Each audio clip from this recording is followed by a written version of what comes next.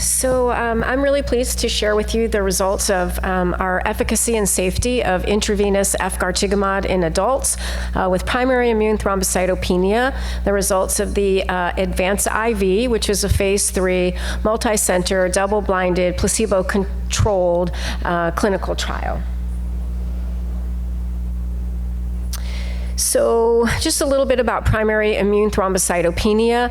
It's an acquired autoimmune disorder which is characterized by a reduction in platelet count. And low platelet counts result in increased risk of bleeding. This is a systemic autoimmune disorder, and it does result in fatigue. You combine that, and you get a decreased quality of life for these patients. IgG autoantibodies, which are able to be detected in most patients with ITP, actually target and bind to glycoproteins expressed on the platelet surface, as well as the surface of megakaryocytes. Current treatment options for ITP, while are many, can be associated with comorbidities, unsatisfactory efficacy and duration of effect. They can have a limited impact on quality of life measures. So there is a need for better ITP therapy. So Efgartigimod, which is our compound, competitively inhibits the neonatal Fc receptor. And just a quick reminder about what that biology is.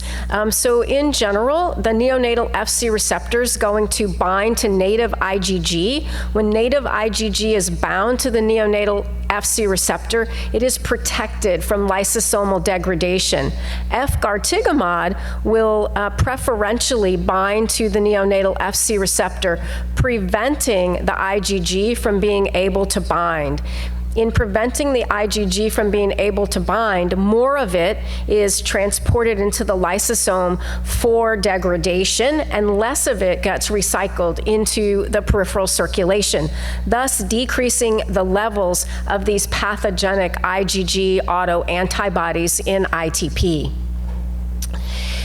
The majority of these patients that were in our clinical trial had been exposed to multiple prior therapies for their ITP, and they all had long-standing duration of disease, what we refer to as a chronic refractory population, which tends to be notoriously difficult to treat.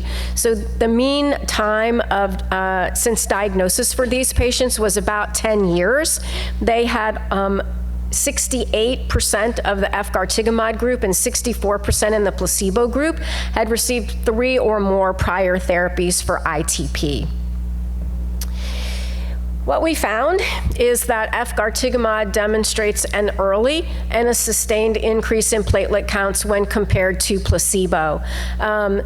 38.4% of the Efgartigimod treated participants, compared to only 11% of placebos, reached a platelet count of 30,000 at 1 week. And this 30,000 is the threshold at which we expect our patients not to experience significant spontaneous bleeding events.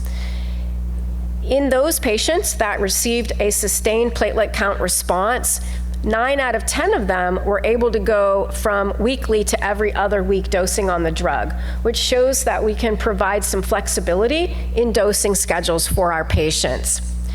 When we looked at some subgroup analyses, one of the things that I think is very telling about Efgartigimod is that no matter what subgroup we looked at, it showed a benefit over placebo. So patients were splenectomized or non-splenectomized, patients who had had less than 3 or more than 3 prior ITP therapies, the length of time since their diagnosis, where they lived in the world, United States, Japan, Europe, the rest of the world, whether they were younger or older, and patients who are older notoriously are difficult to treat, and then whether they had received prior rituximab or prior thrombopoietin receptor agonists. None of these things influenced whether or not patients were going to respond better to our Efgartigimod than they did to placebo. From a safety perspective, it was well tolerated. There were no safety signals, and all of the treatment emergent adverse events were consistent with other Efgartigimod studies. One might wonder and worry about an increased risk of infection if we're decreasing antibody levels, but this was not noted in this trial. So the benefits of targeting the neonatal Fc receptor and lowering total IgG levels have been demonstrated by both clinically and statistically significant improvements in platelet counts compared with placebo. The drug was well tolerated. Most adverse events were mild to moderate, and there were no new safety signals. The results of this study showed us that we have some flexibility in dosing with both weekly and every other week administration, and over 90% of the patients who completed the advanced IV study have enrolled in the open label extension, which will give us an opportunity to continue to evaluate durability of response as well as safety. Thank you.